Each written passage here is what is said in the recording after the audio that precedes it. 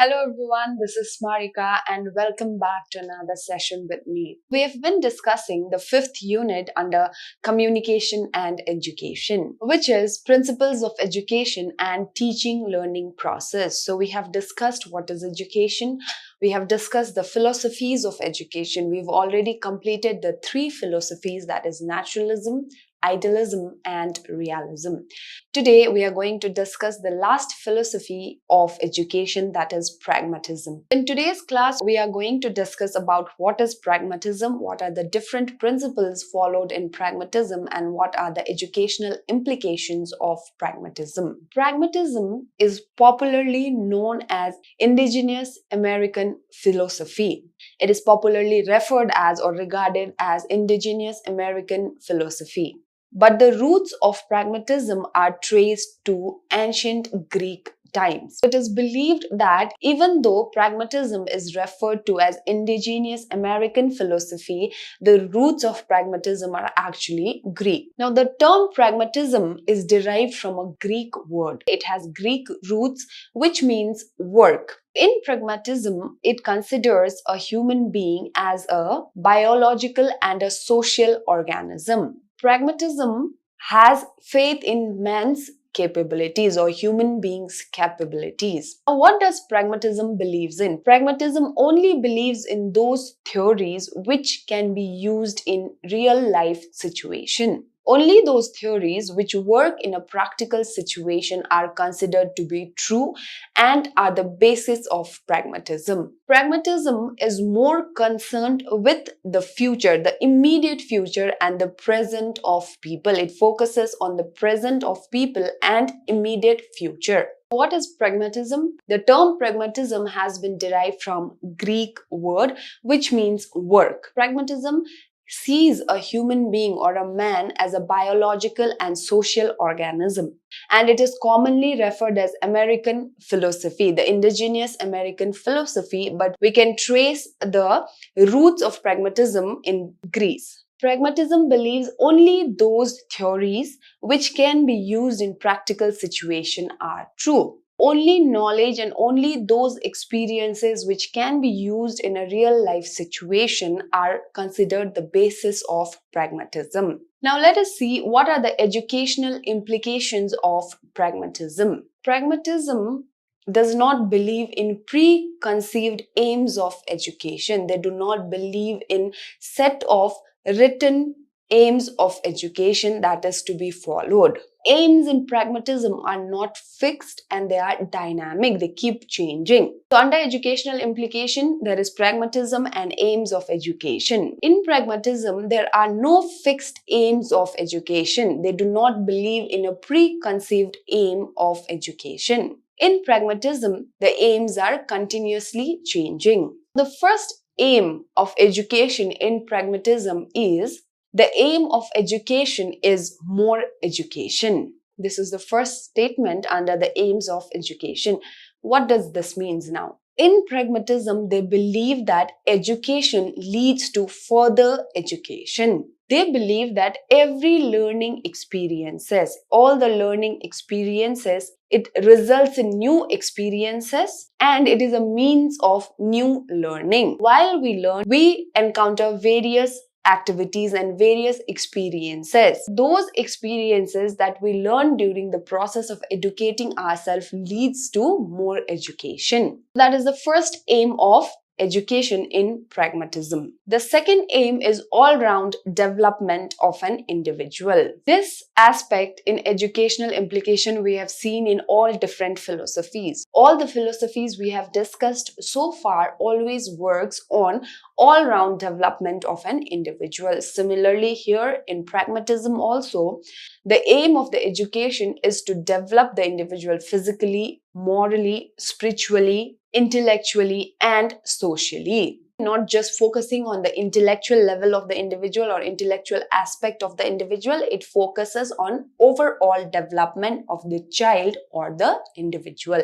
Pragmatism believes in the holistic development of an individual. Of course, as I said, the all-round development is the holistic development of the individual.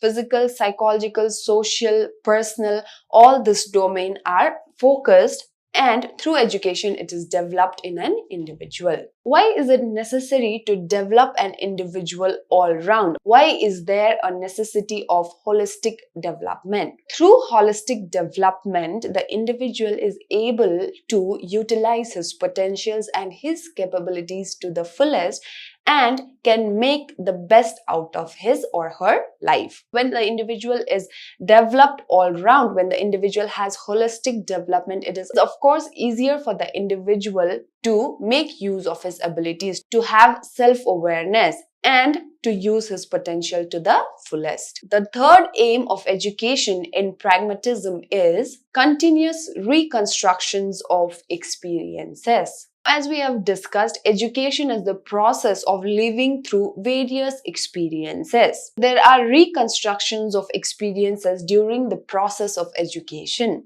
In pragmatism, they believe that learning of an individual is only possible through certain experiences. They believe that once the individual experiences certain things, the individual learns about those things. Learning is always about experiencing things in pragmatism. Next aim is social efficiency. Another aim of education in pragmatism is social development of an individual or social efficiency of an individual. In pragmatic studies, education is aimed to develop a socially efficient person. What is a socially efficient person? Under social efficiency, it includes economic and cultural efficiency. Economic and cultural aspects are included in social efficiency. Human beings obviously are social animals. Human beings have to fulfill their personal as well as social needs to attain the satisfaction in life. They have to complete and fulfill their personal needs as well as social needs. Education in pragmatism must equip the individual to have a harmonious adjustment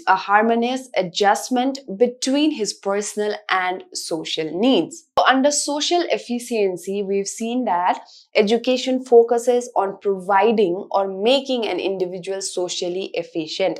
So socially efficient includes two different aspects. That is economic and cultural aspect or economic and cultural efficiency. For an individual, since human beings are social animals, they have to fulfill their personal needs as well as social needs. What is the aim of education here? The aim of education is to make sure that the individual are able to maintain the balance between their personal need as well as their social needs. Next, we have continuous growth. The main aim of education is development of individual continuously. The education in pragmatism focuses on individual development of the person continuously throughout their period of life. How does it take place? The growth of an individual takes place through mutual interaction and activities which help the individual to become a social being. The individual has to have a continuous growth, and it is education that helps the individual to have the continuous growth throughout their life in different stages. This growth, how does it occur? This growth occurs through various mutual interactions and activities that takes place in individual's life. These activities and these interactions will enable or it will help the individual to develop capabilities to make himself a social being. We've seen pragmatism and aims of education. Second one, we have pragmatism and curriculum. In order to develop a curriculum in pragmatism, there are various principles that are followed. The first one is principle of utility. As I said, in pragmatism, the present and immediate future is given importance to. So this principles of utility says that only those activities and only those subjects which are useful for the present of the child or the immediate future of the child must be included in the curriculum. The present need of the child must be taken care of. We have to focus on the present need of the child. According to the present needs of the child, the curriculum must be developed in pragmatic educational system. We have to focus on the need of the child during the present situation, and only those subjects, only those experiences, and only those activities are to be included, which helps to focus on the immediate need of the child. The first one is principles of utility. Second one is principle of child's natural interest. Again, in pragmatic educational system also, curriculum that is based on the child's capabilities, the child's interest and abilities are developed. The interest and capabilities of the child are considered in the pragmatic curriculum. Also, in the pragmatic educational system, the development stages of the child, the growth and development of the child is also considered. So what is taught to the child is according to their developmental stage, according to what they can understand, what is their intellectual capabilities. Everything that a child can acquire knowledge about at that particular age is only taught to the child.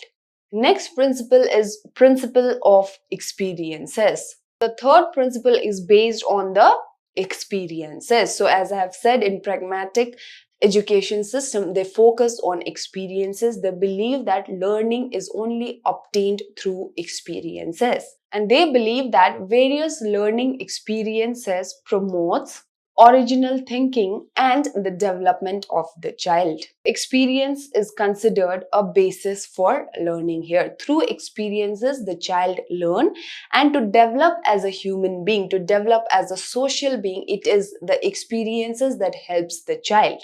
Okay? Therefore, various learning experiences are provided to the child in order to make sure that the child is able to develop critical thinking and proper decision-making capabilities. The next principle is principle of integration. This principle deals with integration of various subjects and activities in the curriculum. As I said, in pragmatic curriculum, the aims of education is not fixed. Here what happens in pragmatic curriculum also, it is seen that the curriculum is flexible, it changes, and only those subjects and only those activities which are related to the realities of life are inculcated or integrated in the curriculum of pragmatic educational system. Next one, we have pragmatism and method of teaching. Pragmatism is one such philosophy which is believed to have brought change in the education system. In pragmatism, the child is given importance to rather than the teachers, the books, or the curriculum. The child is the center of attention in pragmatic education. Now, instead of focusing on the subject or the teacher or the books, the focus of pragmatic education is the child, the need of the child.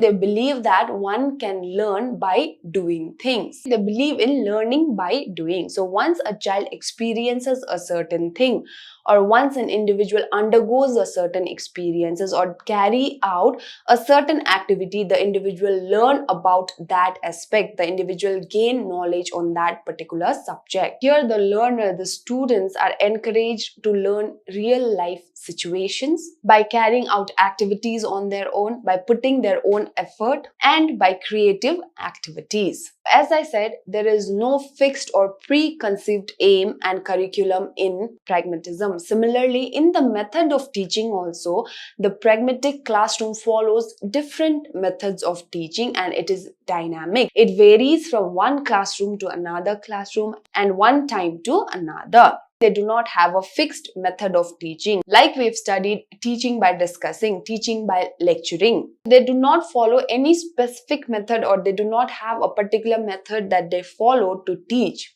They believe in dynamic system and they believe that it changes from one classroom to another and one time to another. Pragmatism, it denies the existence and usage of any lifeless or any rigid method of teaching. In pragmatism, it is believed that every student differ in their innate capabilities. They have different capabilities, they have different learning pace, they have different personality, they have different methods of understanding. In pragmatism, as I said, children are given attention. The learners are the focus. In pragmatism, they believe that one method or a fixed and a rigid method of teaching can never benefit the entire students because they have individual differences. They believe that a particular method, a rigid method of teaching is not suitable for the entire students, and therefore the method of teaching in pragmatism varies from one classroom to another classroom or one time to another time. The next educational implication is pragmatism and discipline. Again, in pragmatism, they do not believe in any rigid system of discipline. They believe in social discipline. How is this social discipline inculcated among children? How do the children learn social discipline? Social discipline may be learned by the child, and it develops in the child from social interactions and experiences and the help that the child receives from home, from friends, schools, and society. When cooperative activities are carried out, when there are social interaction that takes place, all these things helps the child to develop mutual interest, self-reliance, tolerance, and consideration for others. In pragmatism and discipline, there is no place for anything such as reward and punishment. They do not believe in any strict form of discipline. They only believe in social discipline. And social discipline is developed through certain interactions that the child experiences, certain experiences that happens in a child's life. At home, it may be with his friends, and it may be within the school and the society. In pragmatism, they do not believe in imposing or exercising authority or discipline. For example, a football game. It is a fun game. If a child is interested to play the game, the child plays the game. If there's any kind of external pressure on that, it is considered as a work by the child. But even a sum, a difficult algebraic sum that is given to the child, can be considered as play and can be solved out of zeal by the child when there is absence of pressure. So similarly, like that, in our life also, when we are carrying out any work, if we want to do it and we are doing it, we do it nicely out of interest. But if there are external pressures on us, it is difficult to carry out that work and it feels like a burden. In pragmatic education system, it is believed that strict discipline or external rigid discipline will only make the child to carry out activities harder. They need to learn social discipline, and they can learn self-control and self-discipline on their own. Next one, we have pragmatism and teacher. In pragmatism, a teacher is considered a friend, a philosopher, and a guide, similar to that of idealism. To become a teacher in pragmatic education, the teacher must have the ability to understand the needs of the child. As I have been saying, in pragmatism, the child is the main focus rather than curriculum and the books or the discipline. The teacher must have the ability to understand the needs of the child, the interest of the child, and the teacher must also have awareness regarding the social situation of the child. In pragmatism, the teacher is believed to be the leader of the group. And the main function of the teacher in pragmatic environment is to make sure that the teacher suggests a problem to the student and the teacher stimulates the students to find the solution to the problem. The teacher here acts like a leader. The teacher is not there to give just the information, but the teacher suggests the problem and also stimulates and motivates the student to find the solution to the given problem. Teacher is not there to just pour out the information or the content or the knowledge that he has. The students must work through, because it is through experience, it is believed in pragmatism, that the students learn. A pragmatic teacher must be friendly. The teacher must be enthusiastic and cooperative. And of course, the teacher must respect the individual differences and treat the students according to the individual differences that they might have. A pragmatic teacher wants the students to think for themselves and act for themselves. So here the teacher helps the student go through various experiences and learn from those experiences. That's it for today. So today we've seen what is pragmatism and what are the different educational implications of pragmatism. With this class, it brings end to the philosophies of education. So I'll see you all in the next session. Have a good day. Thank you.